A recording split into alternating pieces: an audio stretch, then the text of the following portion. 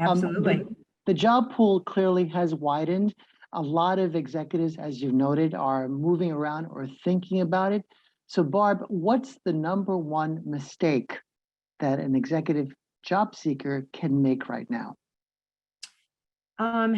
Thinking that they know exactly what they want to do next and not talking to people before they make up their mind or trying to make up their mind during an interview. If you know of a job, a specific job, and you apply, and then you have a first interview and it's not exactly what you thought, but you haven't talked to the person who you're going to directly report to, I think that's a massive mistake. I see people walking away from job opportunities that would have been a once in a lifetime, offer. And it was interesting. The people that are in retained search, I have a lot of friends, and I do some retained search myself.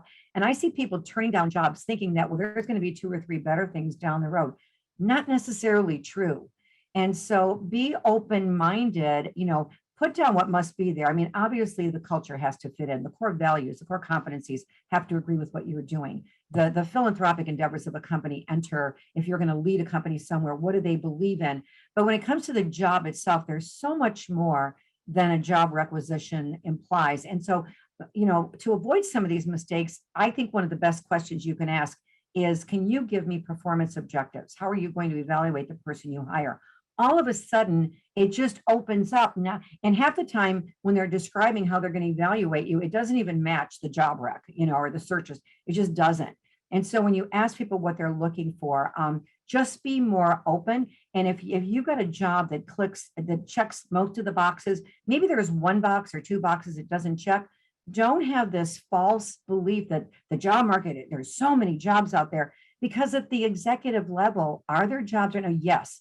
But are there a bunch of once in a lifetime opportunities? No. And if you don't check every box, you have to really evaluate, okay, is this something, should this be my next move though? How does this advance my career and make me more marketable 3 or 4 years down the road, where maybe that's when I do what I think I want to do now. So just look at every part of the job. And as long as it's making you more marketable and checking most of the boxes, give it serious consideration.